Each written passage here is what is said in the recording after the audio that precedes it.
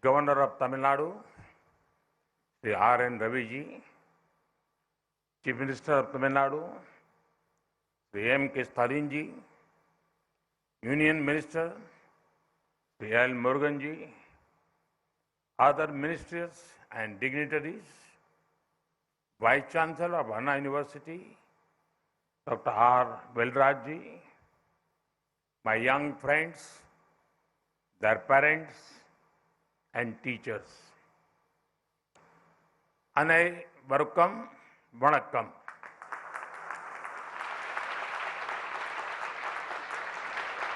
First of all,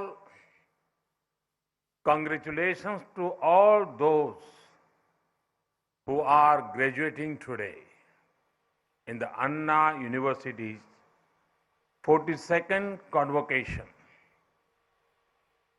You would have already built a future of yourself in your minds.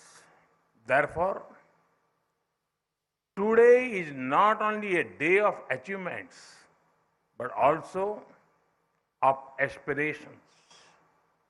I wish that all the dreams of our youth come true.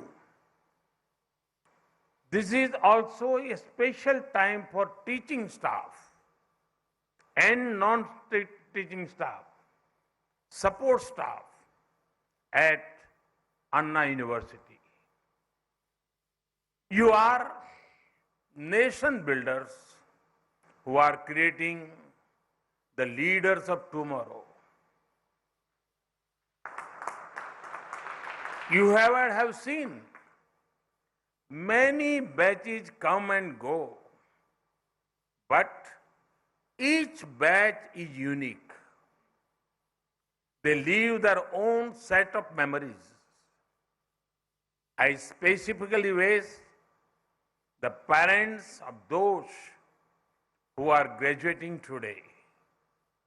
Your sacrifices have been crucial to your child's achievement.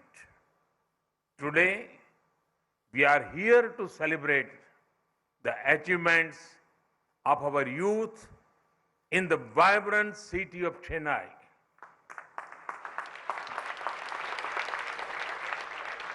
In February 1897, 125 years ago, Swami Vivekananda spoke to the Madras Times. He was asked about his plan for the future of India. He said, and I quote, "My faith is in the younger generation, the modern generation. Out of them will come my workers. They will work out the whole problem like lions," unquote. Those words are still relevant. But this time, it is not only India that is looking towards its youths. The whole world is looking at India's youth with hope. Because you are the growth engines of the country. And India is the world's growth engine. It is a great honor. It is also a great responsibility, which I am sure you will excel in. Friends, when speaking of faith in our youth, how can we forget Bharat Ratna, former President Dr. APJ Abdul Kalam? I am sure that it is a matter of pride for everyone in the Anna University that Dr. Kalam was closely associated with this university. I've heard that the room he stayed in has been converted into a memorial. May his thoughts and values inspire our youth. Friends, We are graduating in unique times. Some will call it a time of global uncertainty, but I would call it a time of great opportunity. The COVID-19 pandemic was an unprecedented event. It was once in a century crisis that nobody had an user manual for. It tested every country. As you know, adversities reveal what we are made of. India faced the unknown confidently thanks to its scientists, healthcare workers, professionals, and common people. As a result, today every sector in India is bursting with new life. Whether it is industry, innovation, investment, or international trade, India at the forefront. Our industry has risen to the occasion. For example, electronic manufacturing. In the last year, India was the world's second largest mobile phone manufacturer. Innovation is becoming a way of life.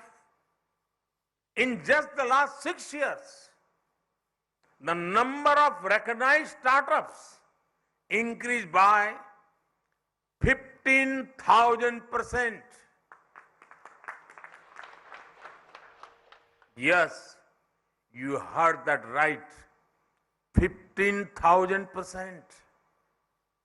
From just 417 2016, it is nearly 73,000 now. When industry and innovation do well, investments follow.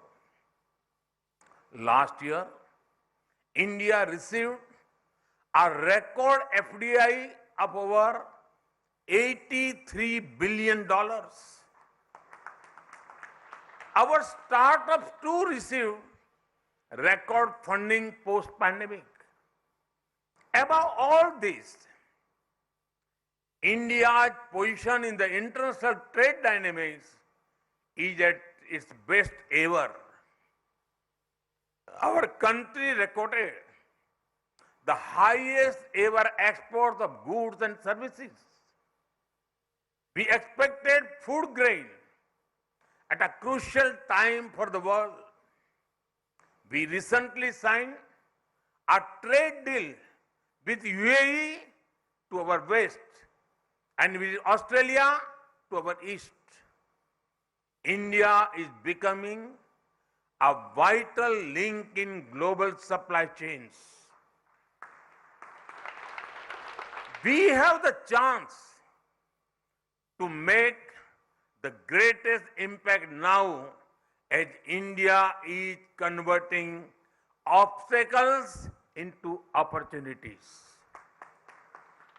Friends, most of you have studied in streams related to engineering or technology.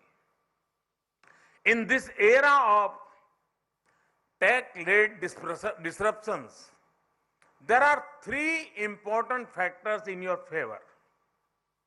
The first factor is there is a taste for technology.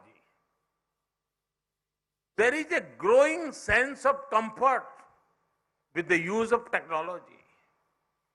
Even the poorest of the poor are adapting to it. Farmers use apps to get information about markets, weather, and prices. Homemakers are using technology to make their lives easier. Children are learning using technology. Small vendors are using digital payments. If you give them cash, some of them will actually tell you they prefer digital. India is the world leader in digital payments and fintech. A huge market for technological innovations is waiting for you to do your magic. The second factor is there is trust in risk takers. Earlier, at social occasions, it was difficult for a youngster to say he or she was an entrepreneur. People used to tell them to get settled, meaning get a salaried job. Now, the situation is opposite. People ask whether you have tried to start something on your own. Even if one is working in a job, it is seen a closer to work for startups. The rise of risk takers means two things for you. You can take risks on your own, or you can build upon the opportunities created by others. The third factor, there is temperament for reform. Earlier, there was a notion that a strong government means it should control everything and everyone. But we have changed this. A strong government does not control everything or everyone. It controls the system's impulse to interfere. A strong government is not restrictive, but is responsive. A strong government does not move into every domain. It limits itself and makes space for people's talent. A strong government strength lies in its humility to accept that it cannot know or do everything. This is why you see reforms in every sphere that make greater space for the people and their freedom. The new national education policy ensures greater freedom for youth to take decisions according to evolving situations. The scrapping of nearly 25,000 compliances is boosting ease of living. Removal of angel tax, removal of retrospective tax, and reduction of corporate tax are encouraging investments and industry. The reforms in drones, space, and geospatial sectors are opening up new avenues.